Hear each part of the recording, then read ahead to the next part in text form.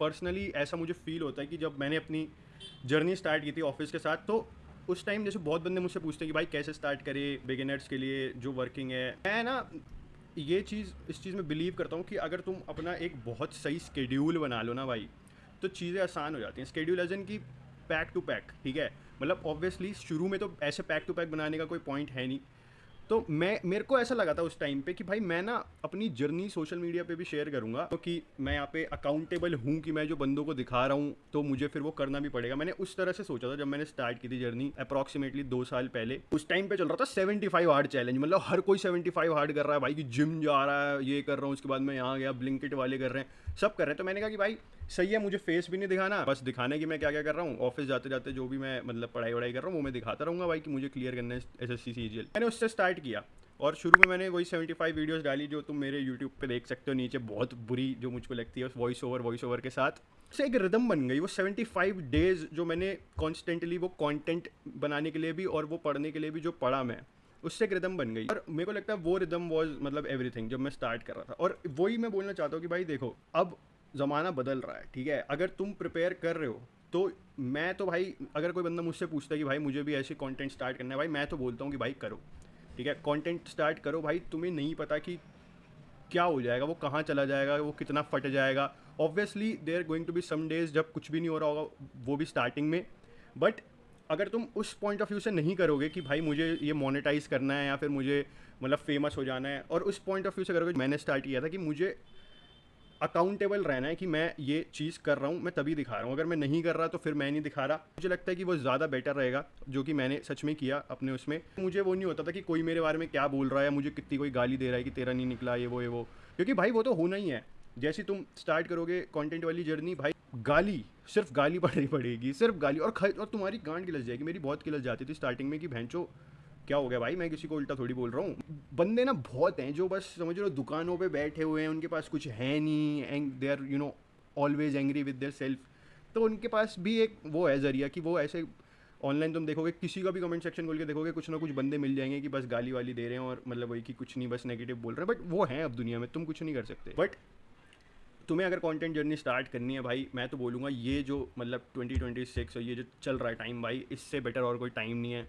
मैंने एक टाइम पहले भी बंदों को बोला था कि भाई अभी तुम अगर एक डेटा के हिसाब से देखोगे तो 7 out of 10 people are making content, और बढ़ेगा ये नंबर भाई, ये 10 out of 10 हो जाएगा। तो still a very large gap, जिसमें तुम अगर अभी आ जाओगे, समझ रहे हो, जैसे बिटकॉइन 2008, अगर तुम अभी इन्वेस्ट कर दोगे तो hopefully with time, with 2 3 5 years may be you will have a name, और या फिर समझ रहे हो कि तुम्हारे कंटेंट की वजह से तुम्हें लोग जानेंगे, क्योंकि इवेंचुअली तुम आओगे। This is the future. Eventually you are going to come online और अपनी वीडियोस वगैरह तुम ऐसी सबको दिखाना चाहोगे, क्योंकि ये होगा भाई, डेफिनेटली होगा। अब 7 out of 10 कर रहे हैं, बहुत जल्दी हो जाएंगे 10 out of 10।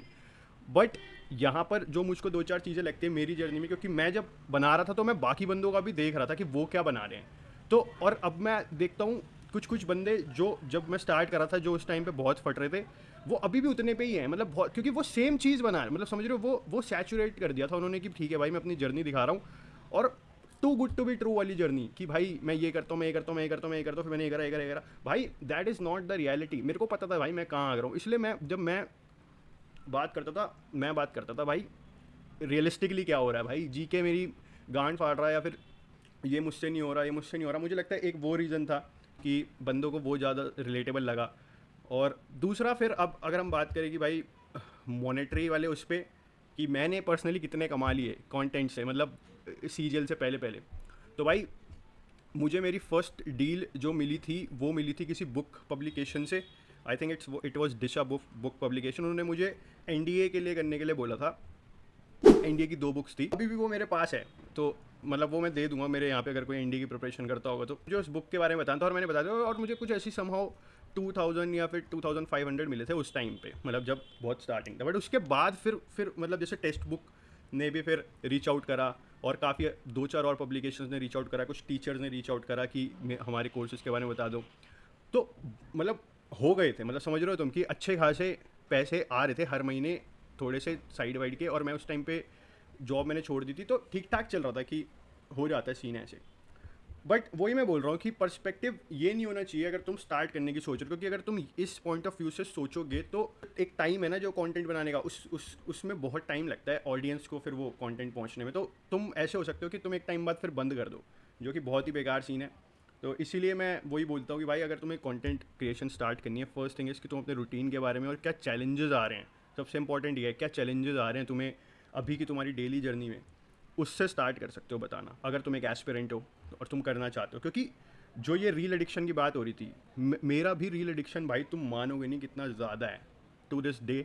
बट मैंने वो एक स्विच वही कर दिया था कि भाई अगर मेरे को चलाना ही है तो I will create, I will not consume, क्योंकि कंज्यूम करने में तो भाई 15-15 घंटे का जा रहा है भाई स्क्रीन टाइम कंज्यूम करने में। बट भाई वो ये कि अगर मैं क्रिएट कर रहा हूँ तो it is much better, it is much better, क्योंकि I am thinking about it और आई एम डूइंग वे मोर।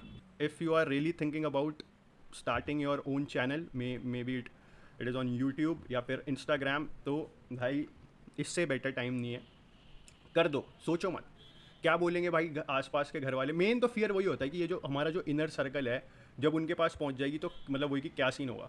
तो मेरा भी यही था, तो मैंने बताया नहीं स्टार्टिंग में, जब मैंने अपना I put on my face, तब मैंने बताया नहीं किसी को भी, अपने क्लोज दोस्तों को भी।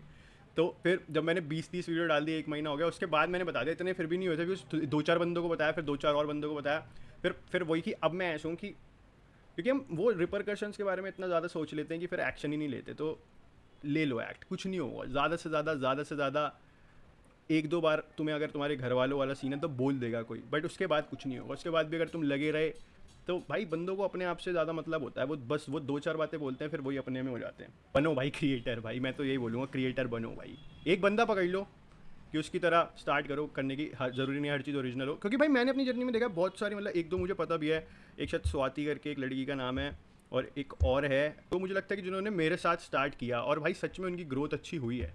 You can do it if you want to, this is for the future.